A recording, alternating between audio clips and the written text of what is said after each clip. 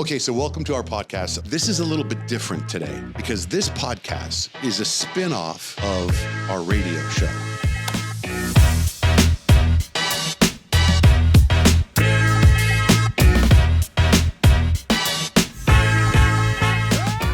So I got this podcast now that's blowing up.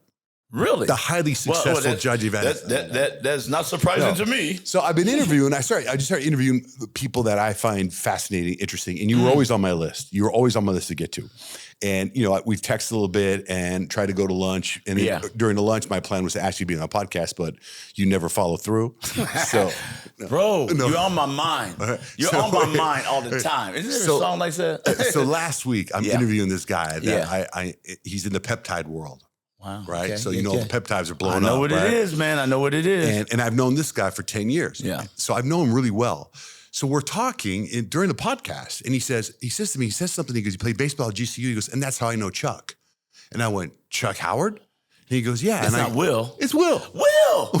My man Will. He has legendary prep out in Scottsdale. Yes, that's what we're talking about. That dude But I was like, awesome. there's a Chuck Howard connection. Oh, man. Will is a fascinating guy. He sure is. And he has done really, as an entrepreneur, I mean, you could see it. He worked for me as an assistant in the fitness world when I was at GCU. And you could tell, you know, I'm talent searching all the time. And that dude, he's got it going on. He's got it going on, man. Going on. Yeah, so I was really interested in that. So that's when your name popped up, and then I was like, well, that's a sign.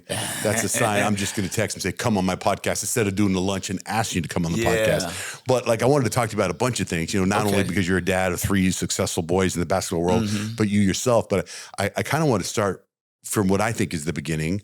I want to talk about, because I love the story about how you ended up in Arizona.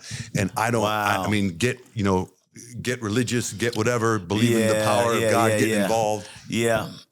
And again, you know, I don't want to over spiritualize it, but you know, when you're connected in a spiritual way, you learn to be obedient.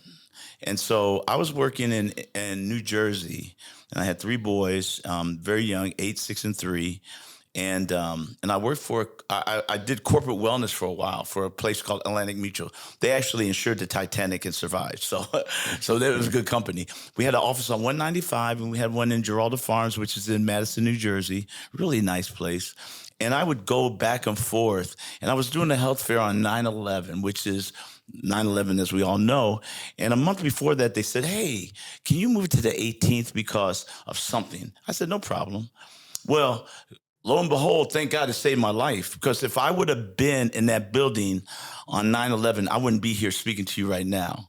And at that point, I knew something was going on. You know, I'd go back to that day. I was in the building, and, you know, I got all these calls because we had a Christian group of people that prayed together, and they said, hey, Joe, go upstairs, man. Somebody's crying. There's something going on. And I went up there, and this employee couldn't find they couldn't find her husband. And so we started praying, and all of a sudden the phone rang, and it was her husband. Like, she's a believer now. and so all that went down, and I was like, man, there's something more. So I came out here for a fitness conference in March, and I was sitting on, I was in the Hyatt, and I was looking at Chase Field, and it was God prompted me to say, hey, you need to be here. And I moved here. 3 boys, a dog, a cat, believe it or not. No connections there. No, well, I had a connection. I worked for Brett Fisher, who was at Fisher Sports. He's the head. He's the head performance guy for the Detroit Lions. I learned a lot from him, and a guy named Gary Gray, who is the father of Function. And that first year here was his worst year. My pastor passed away. My best friend's son died of leukemia, but I was here. And I had to provide for my family, and lo and behold, I've been here 22 years. I love Arizona, but they showed me that, hey, listen, when God calls you to do something, to move here, it's for a reason. And I've been here 22 years. I have 3 boys, all successful. My oldest son's a trainer.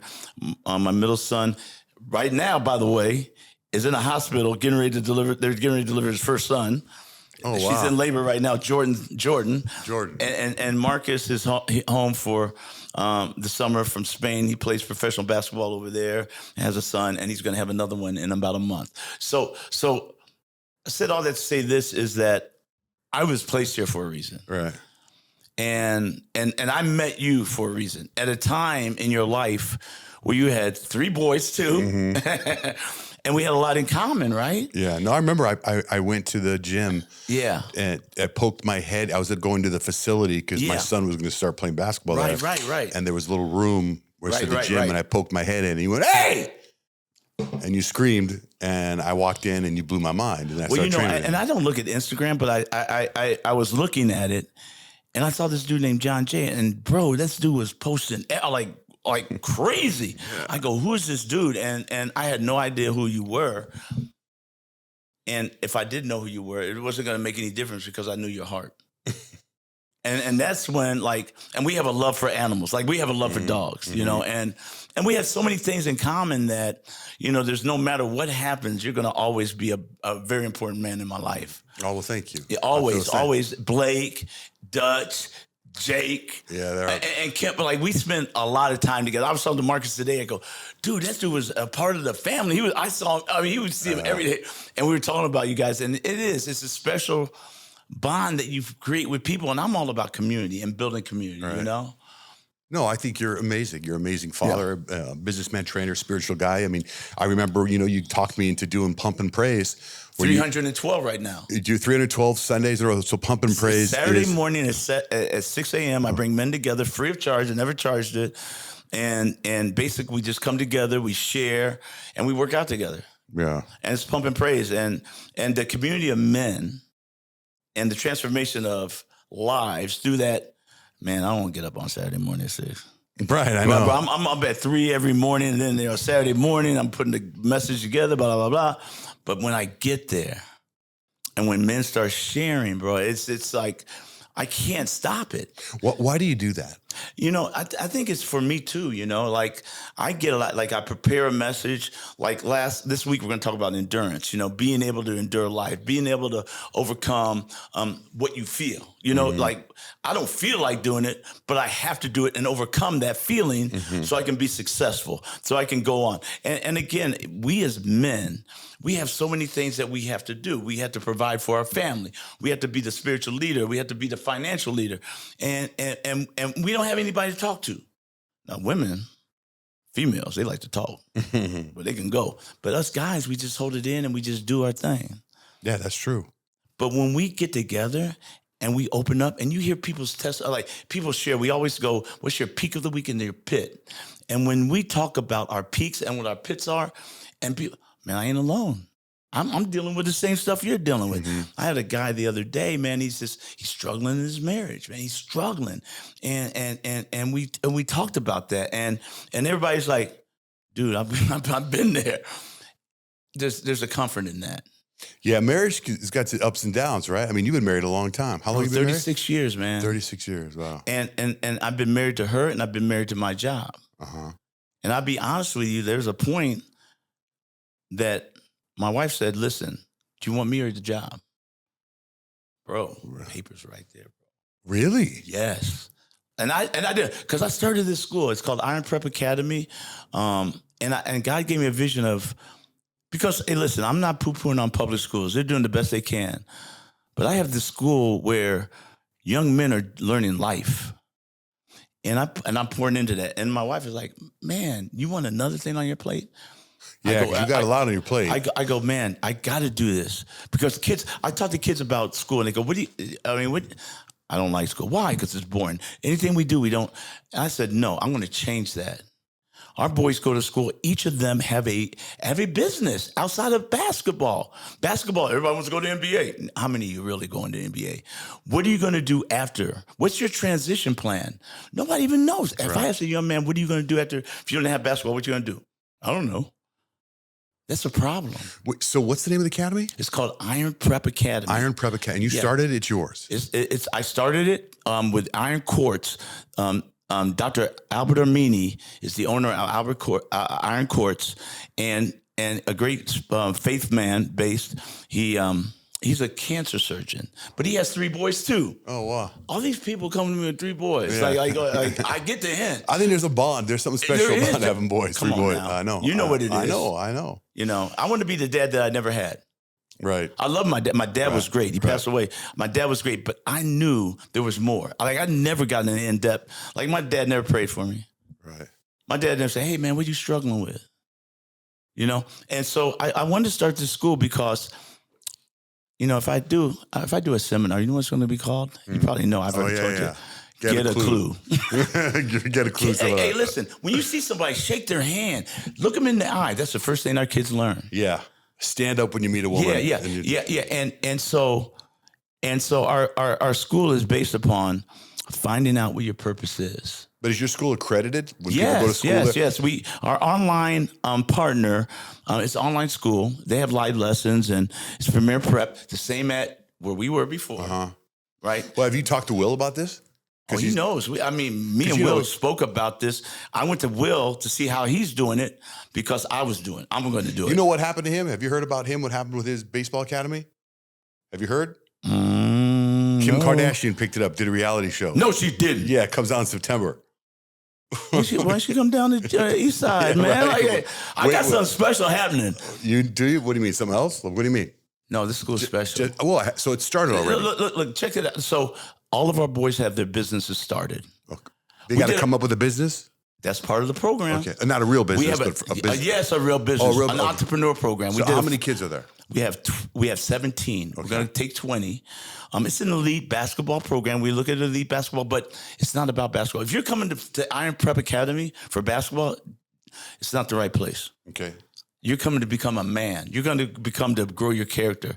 You know, also, so we did a 4-week Dave Ramsey entrepreneur course, and I'm connected with GCU, of course, and they have a unbelievable entrepreneur program.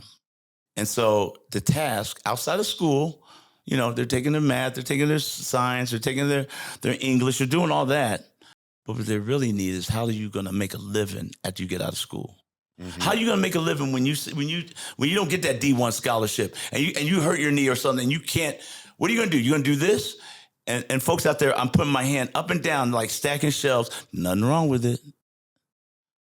But if you want a career, not a job, something you. Hey, are you at work right now? Me? Are you at work? No. I mean, I'm having fun. No, it's a career. Oh, yeah. And you're getting paid to do it. Right.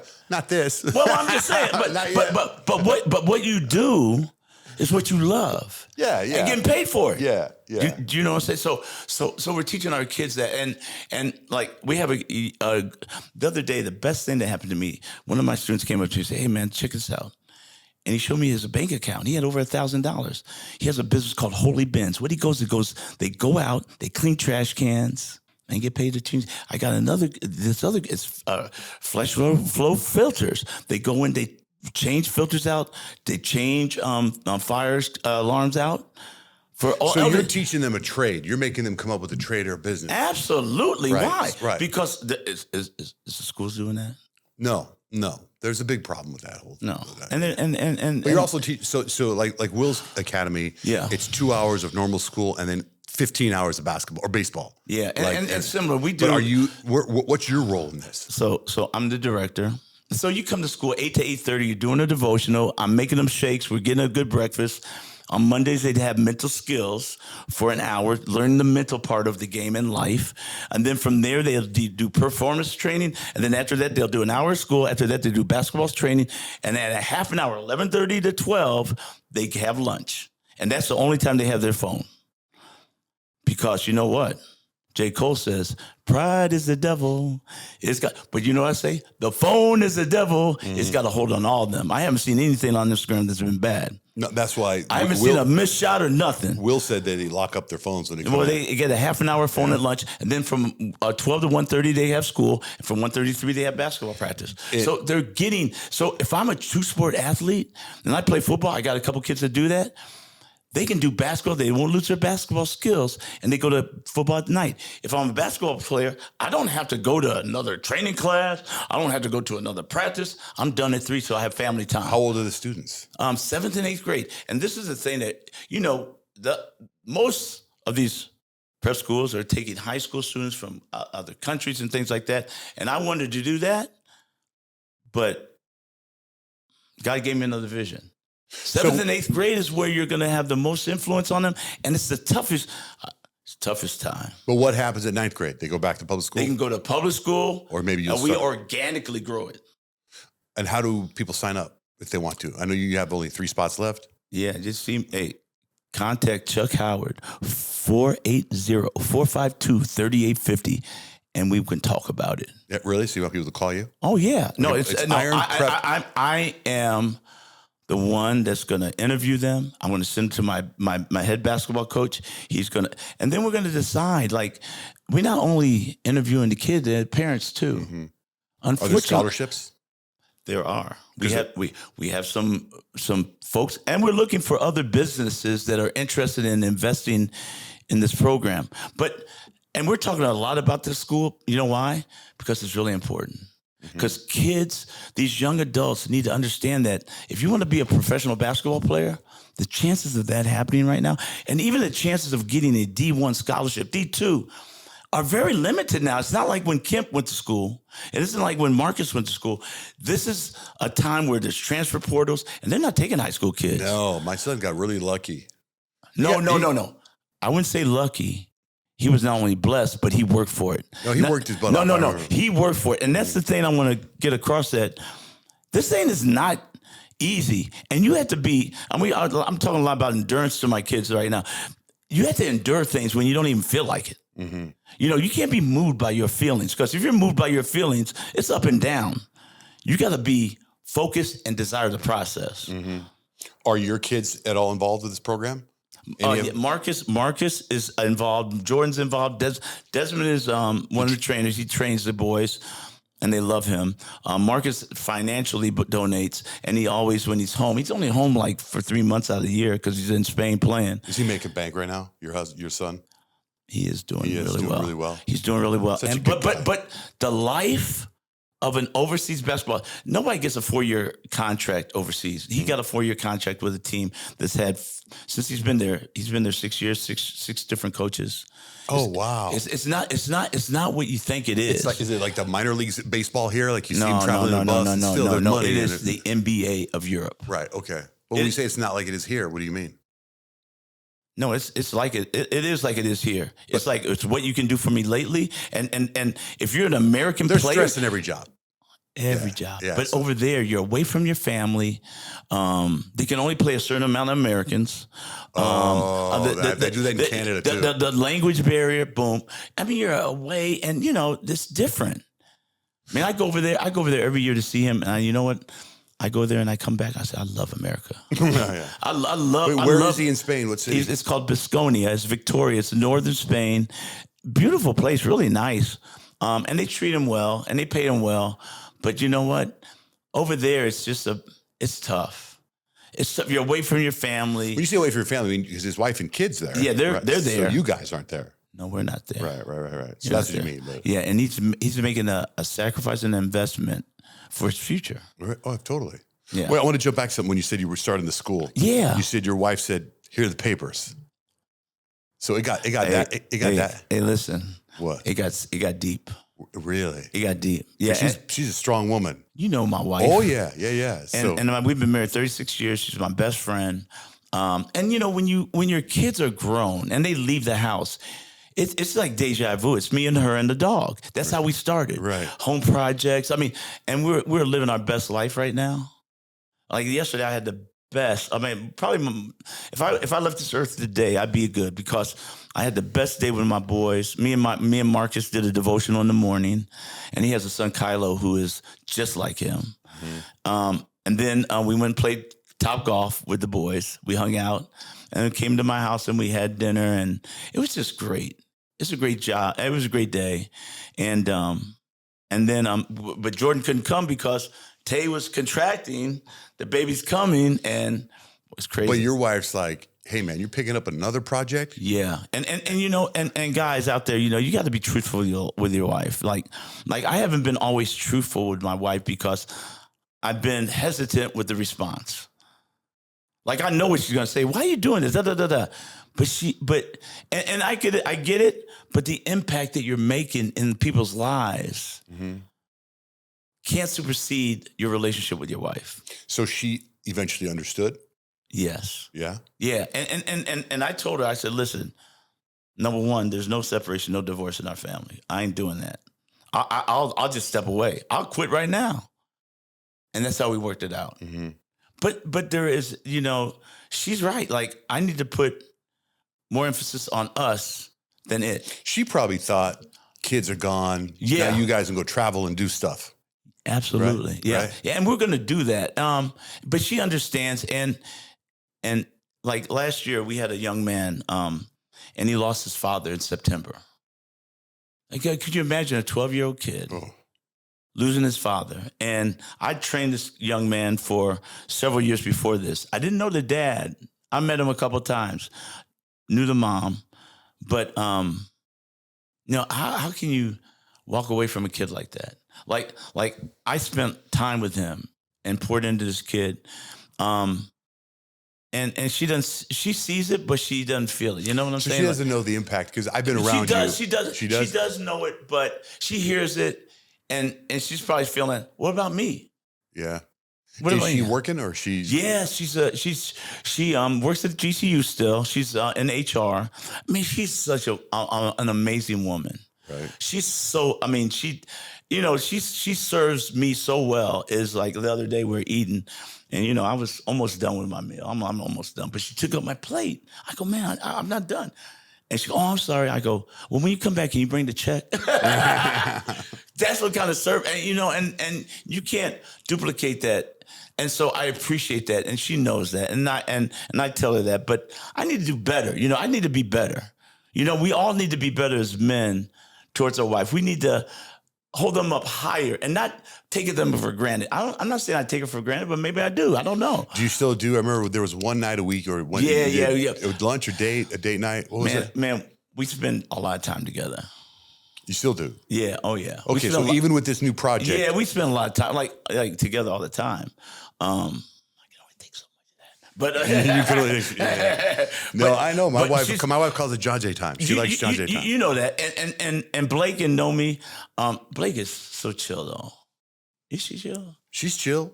I may be calling it She wrong. wanted to be here today, but she had two other things pop up. Man, and let me tell you, you got a great family. Thank you. And you're a great dad. No, look, the thing that really stood out to me when we first met is how much you love your kids and how much you love your dad and your mom and how much they were a part of your life. But you still want to do different, right? Right. You know what I'm saying? Right. And we have that opportunity as dads. Mm-hmm. That's the thing. Like I said this, I want to be the dad that I always wanted.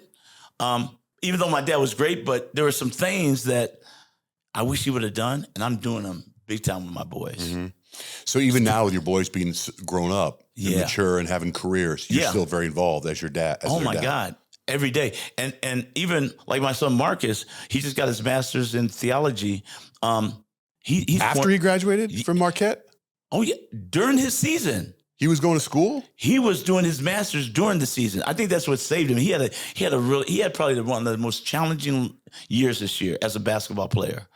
But through it all, because of his faith, and it distracted him to a point where he got closer to God and was able to deal with these things and poured into me. Is it a different level? Is it the same kind of problems? Like the coach didn't do this. Like they didn't put me in. Like, the same in high school, my son Kemp had these issues. In college, he had these issues. Bro, it's the same. It's the same thing. Check this out. So he's the highest paid kid on the team. And because you could only play 2 American players, they had like 6 American players on the team. And the coach chose not to play him in lieu of these other guys. I don't know why, because the last time he played, he had 21 points, and he just dominated. Right.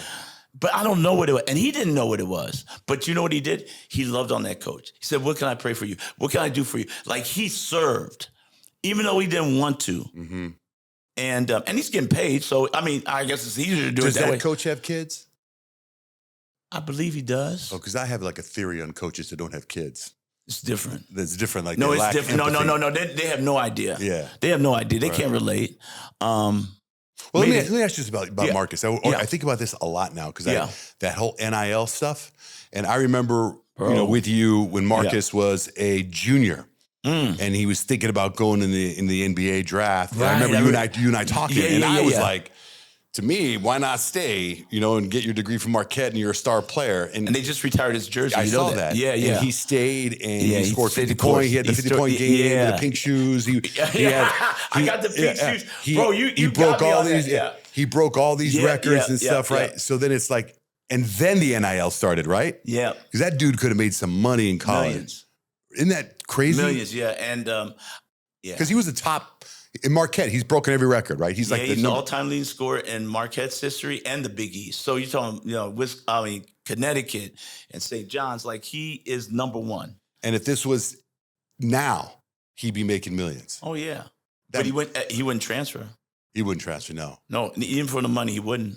Integrity, morals, integrity. Character. He started FC, a Fellowship of Christian Athletes at Marquette. Mm-hmm. He has such a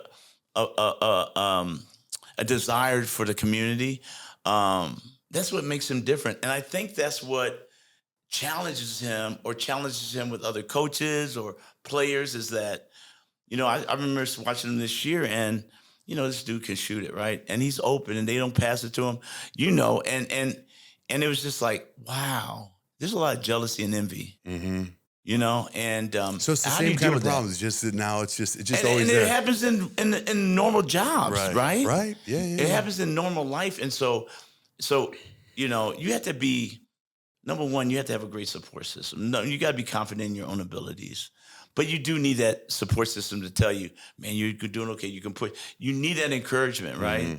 In the Bible, Paul was he was a mighty man of God, but he had this dude named Barnabas, and Barnabas was an encourager. This dude was going through all kinds of stuff. People hated him, but Barnabas just helped him. He encouraged him every day. He gave him the vision that he knew he had, but he forgot maybe. And that's what we need to do with people, like anybody. I don't care if they're D1 or they're not even an athlete. You have to pour into people's lives and know that they care. I have a guy his name is Josh. And he's autistic, and he comes to our adult group training sessions. And you remember Freddie? Oh yeah, Freddie. You remember Freddie? I love Freddie. Freddie, that was one of Freddie's guys. Anyway, and so Freddie used to chain him in a separate room because he was autistic and he didn't want to be around groups. And Freddie said, like, dude, if we're gonna do this, you're gonna have to pay one-on-one, and that's triple the price. Right. And he goes, I can't afford that. I go, well, Freddie said, well, you're gonna have to get integrated. And let me tell you, and he's been coming to Pump and Praise. This autistic guy, which he's autistic when you walk in the room. Right. He looks at you kind of funny right. But bro, this guy has people have embraced him. Like when you have a community of people that really care and you're doing something together, this dude, he has risen above all his circumstances.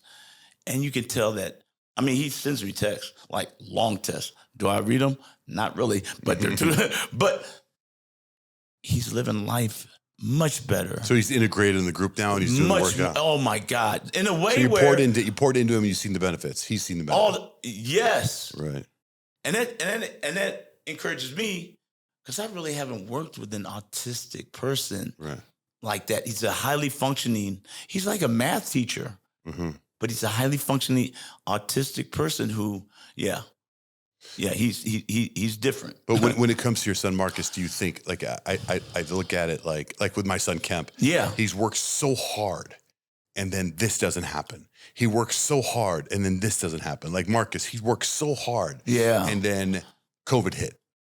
Bro, you remember?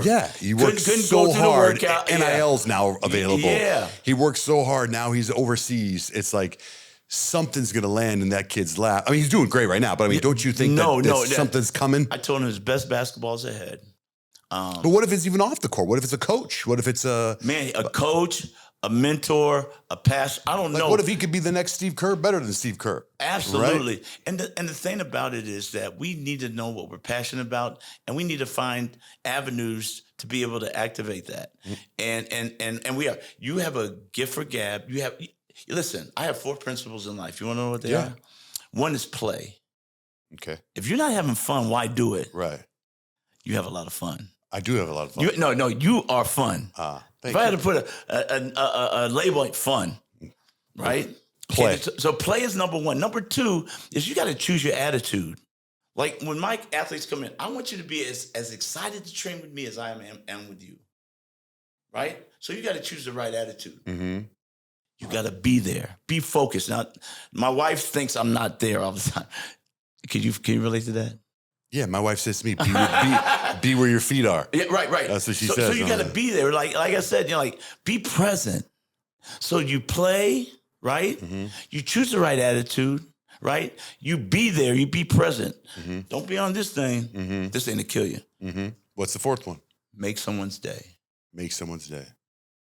If you can and you do all those things, you're gonna make someone's day. I had this there's this church I go to, and I remember once the priest or the preacher or whatever, pastor said something about try to inconvenience yourself for 15 minutes to help other people a day. And I tried that, and it's hard. Because then I help somebody. You got a plan. Yeah, but no, I might help somebody, and I'll be like, man, that was only 6 minutes. I got to help somebody. I got another 11 minutes left. I got to go find somebody else to help. That's a great skill. I mean, or that's a great exercise. Yeah, it is. It is. So you try to help. Then I started doing it like, well, I would bring it up on the radio. Yeah, and if I could help a lot of people and tally up those minutes. Yeah. Now, you have a great opportunity to make somebody's day.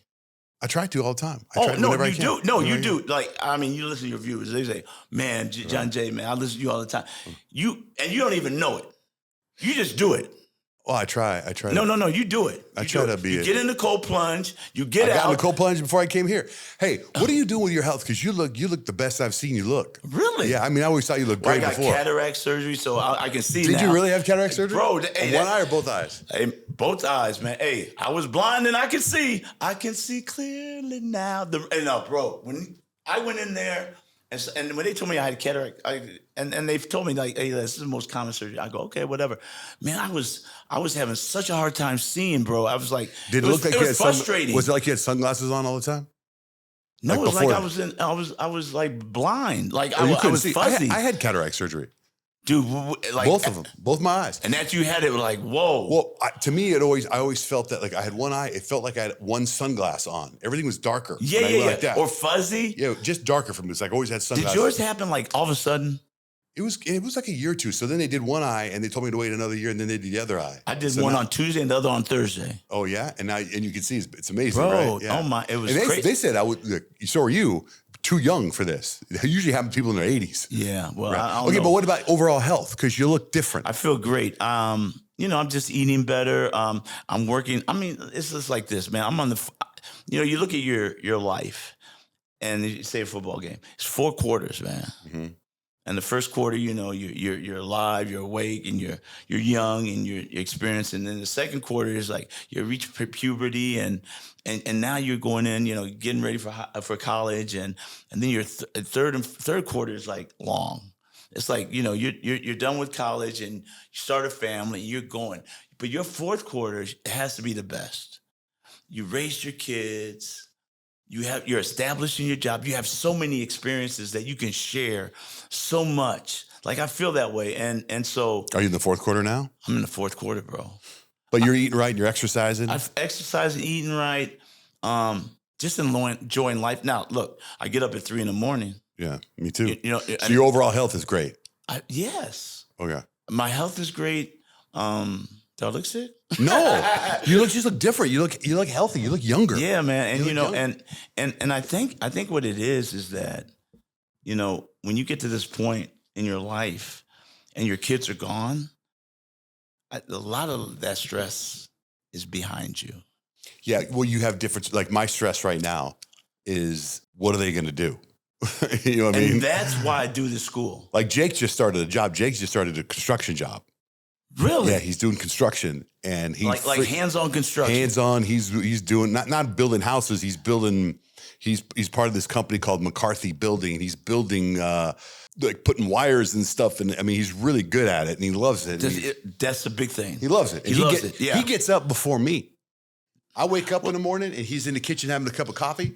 He goes to work before me. Yeah. He comes home after me. That doesn't surprise me about him. And he goes to bed after me. But that doesn't surprise me about him. No, he's a workaholic, and he's doing great. He's only week 2. Different than the other two. Totally different. But man, he like I could see when he was, when he got his fitness, like he started really getting into fitness. He went to U of A, and that changed. I think that changed him. He's still into fitness. He exercises all the time. Do you know what I'm saying? And that changed. Like our kids they mature and they grow in different ways. So we can't put them all in the same category. You know, you can't treat them all the same. Right. Like all three of my boys are different. Right.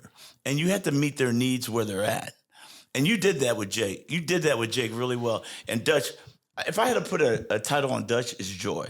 Is he still joyful? The dude, Blake and I were talking about that yesterday. That kid always has a great time. Always. That's you. No, I can. No. I can easily not want to be somewhere. Well, of course, he'll go. Of course, because you're always with people. Wherever he goes, he has a great time, dude. But you remember when he used to train with us, always joking around. I mean, he wasn't really serious, but he was having fun all the time. You should ask because he works out with Koa. Koa Pete. They were on the UVA basketball team. Yeah, I gotta tell. I saw Koa today. Koa, tomorrow's a big day for him. Oh, tomorrow is the draft, yeah. And Koa's been a very special relationship. I trained all the family, the boys. Yeah, I remember you were training him way young, even his brother. I remember working out with his brother one time. Yeah, and Keone, yeah. And that family's just amazing. And I was talking to him today, and this has been accumulation of years and years. But I did a video montage of us, the training. And I started with him in 2022. And I've always was waiting for that. I'm too big for this, or I'm going to go somewhere else, or unfaithful. A lot of times these athletes, they'll hang out with you for a while and they'll train and they'll do great things. And then all of a sudden somebody says, oh, go over there. This dude has been like part of the family and part of he's a giver. He is such a giver. And so the point is that, he's the kind of athlete that you always want to have. Mm-hmm. He's what I call a whatever athlete. Now, some athletes are high level. They're not a whatever you need, coach, I got you. Mm-hmm. So how come he didn't stay? Oh, I guess there's a lot of other factors and people try to. It's like when I was talking to you about when you and I talked about Marcus staying. Yeah. Like to me, in my opinion, and you can't really say you can't really put until you're in the shoes of the person and the dad. Yes, because I heard his dad is ill. Yeah. So I was like, you probably awesome man. Again. That's what I've heard. But so to me, it was like stay at U of A and be close to your family. But then again, you also want to be like you want your dad to be like, oh man, my son made it in the NBA. It wasn't. It's not even like that. I don't know. I'm just going off this. It's like this. It's like I'm betting on myself. I've worked all these years for this. It's my time. Yeah, but also I remember. I interviewed a couple of coaches like Sean Miller. Yeah. And I think it was him when I was talking to him where he talked. Was it him or it might have been something? Anyway, Tommy Lloyd. Or? No, the players that did 4 years of college. Yeah, have a longer life in the NBA than only very few that did one and done are in it for a long time, like a LeBron. Yeah, and you look back at those individuals and you look at their families and you look at their upbringing and look at them as an individual. Uh-huh. So Koa's been raised right. He prepares right. His mind is right. He knows what he wants to do after basketball. So why not take advantage of it now? They can go back next year and tear an ACL. That's true. You never know. And so he's still going to the draft if he tore his ACL. Man, let me tell you. But I really like him. I remember, I played football in Indiana in 81 to 86. And we didn't have a lot of dubs like those guys had last year. I mean, to see Indiana football be undefeated, win the national championship, have the Heisman Trophy winner. That was never in our picture when I played. We're a basketball school. But I remember just wanting to get out and start my life. Mm-hmm. And I think a lot of athletes want to do that. They want to start their life. They want to make a living, and they want to have a family. But they're so young. Oh, but my son Dutch thinks the world of him. He loves every single person. Listen. He's the kind of guy where you expect him to be kind of distant or maybe too good. No, man, that dude is like so humble. Mm. And let me tell you, how we train. Mm-hmm. Like I would say that all my athletes are the fittest athletes, hardest working athletes, most consistent athletes, because we create an environment that you want to do that, enjoy, we compete. And we become a family. Do you still run at the park? Oh, yeah. Rock Hill? You remember Rock Hill? Yeah, it was funny because I have a video that pops up every once in a while. And it's Marcus, your son. Yep. Oso, who plays for the Suns. Yeah. And my son Oso Kemp, and I talk every day. My son Kemp and you guys, they're running. Man, they're running that park. Bro, and we had some legendary, I call them legendary workouts, and remember Kemp, man, like remember when he first came, he had the long hair, just a different, but always worked hard. And it's almost like when he cut that hair, he got strength. He's a beast, man. Man, no, he was always, and now to see him speak, like you remember when he didn't speak. Yeah, I know. It's crazy. He didn't speak. And that just, like any young athlete that you see out there now, and if you're listening, just understand, find your own voice. You don't have to be someone you're not. Well, that's what I tell my 3 kids. I'm like, everybody's got their own path. You can't follow somebody else's path. You know what I do every day because of you? Because of you. Oh, come on now. You gave me a coach's Bible. Come on. I read it every morning. Bro. Every morning. So, hey, listen. My job is done. But you just had to do it. And the thing is that Kemp reads the Bible you gave him. He started a Bible study. He did a men's group in Hawaii. Bro, my hair's standing when you tell me that. You make an impact on people, man. Well, I mean, it takes 2. You had to join in, but I'm going to be there for you no matter what. Yeah, I know you're. And for Kemp, like anything he needs ever in life, like, man, I would hire him because of because he knows. I hired a kid. His name is Cade Berger. He went to Air Force, transferred to NAU, just graduated from NAU, is interning with me, and he's going to start his career, and he's going to be a performance trainer. You heard this thing, High Rocks training? Yeah. Bro. Like it's that thing. This thing is hot, man. Did you do it? I ain't doing it, no. but I'm training folks to do it, and he's going to be my poster child because he's going to do it. Ex-athlete, strong, and that's when they run and they pull and then they carry weights. They do the rowing machine. Bro, it is so it's grueling. Bro, it's grueling. Yeah, I'm not into that. No. I'm all about exercise. I'm into coaching it, but I ain't doing it. My exercise now is about longevity. Bro, you know what I mean? But you look good. I feel good. I got my body fat down to 12%. Dude, you've always wanted that. Yeah. And you got it.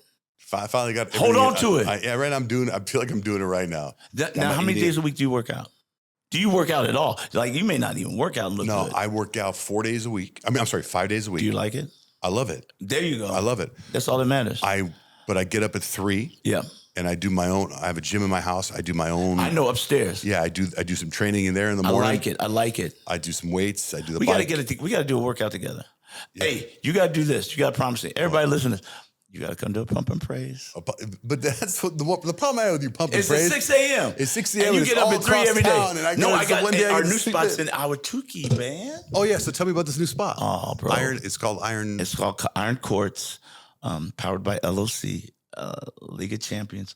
It's a beautiful place. Hey, listen, you know what's crazy about this thing? In 2002, when I moved here, I worked with Brett Fisher for a year, and I moved on. And I became the GM of the LA Fitness that we're in right now. Oh, so your place is in an LA Fitness? Old LA Fitness, renovated like. Oh, so it's not an LA Fitness? No, it's an old LA Fitness. We gutted it. We have 6 basketball courts. We have a great performance center. We have a recovery center. We do red light therapy. We go cryotherapy. You got one stop shop. You got the cryo there? Huh? Cryo's there? Full body. Wow. And red lights therapy, you sit in that thing like a tanning bed, boy. Oh, yeah, I do that every day. I love it, man. And so it's just a beautiful place. Do the kids get to do it, part of the school? Heck yeah. So if you're going, where? You taking out to 10, get off where, Ray? Right on, Chandler. Get off 40th and Chandler. Wow, it's man. Just a nice spot. That's awesome. It's a beautiful place. And like H3, when we had H3, it's kind of like that, our performance. Oh, wow. You got to come, bro. We got to do a family workout. We have to do that. We have to do a remake. I would love to. No, we have to. I would love to. Can we do that? Yeah. Then we go across the street to Waffle House. Okay, so to get to sign up to go to your school. Yeah. You want to get? There's not a website. There's not. Just go to Chuck Howard. You can go to LOC Training on Instagram. Yeah, Instagram, and just hit me up, and then I'll do the rest. All right. Well, hey, thanks for rearranging your day to come and do my podcast. Bro, I will rearrange any day to do this with you. I just like talking to you. I like talking to you too, man. All right, Chuck Howard. Yes, sir.